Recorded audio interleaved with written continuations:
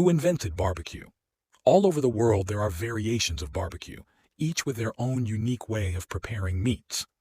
While humans have been cooking meat over flame for hundreds of thousands of years, I want to be more specific and highlight American barbecue. If you are in the US, you probably picture barbecue as a gathering where you grill or smoke cuts of meat, such as steaks, sausages, brisket, pork shoulder, and hamburgers. This style of barbecue has its roots in Native Americans such as the Taino, and European explorers observed them cooking in this style. The term the natives had for this style of cooking was barbacoa, or barbacoa in Spanish. The original barbacoa consisted of a hole dug in the ground with a fire lit at the bottom, and typically fish, goat, or whole sheep being suspended over the fire or tossed on top of the coals. Other indigenous groups, such as the Chickasaw tribe, were reported to have cooked hog, which was brought over to America in barbacoa style as well. The inclusion of hog in American barbecue was one of the ways Europeans fused their style of cooking with the natives.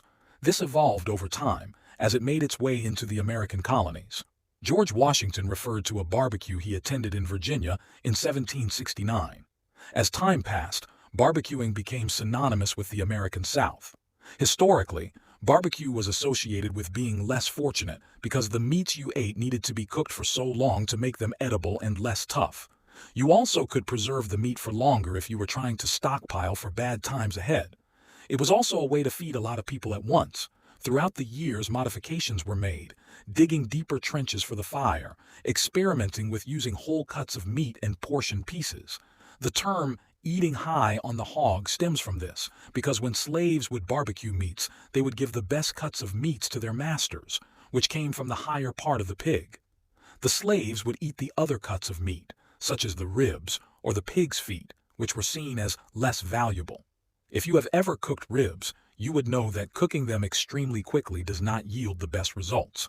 In Europe, it was not typical to slow roast the ribs for hours to make them tender.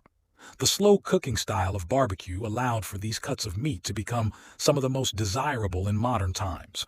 The mixture of Native American, African, and European cooking styles transformed barbecue into what we know today. As barbecuing became more accessible to the general public through grocery stores and portable grills, this cemented this cooking style into American culture. Instead of having to shell out a bunch of money for an entire hog, you could buy a few pounds of ribs in the store and start from there. This paved way for the legendary Texas barbecue, North Carolina, South Carolina, Kansas City, and Memphis-style barbecues that we know and love today.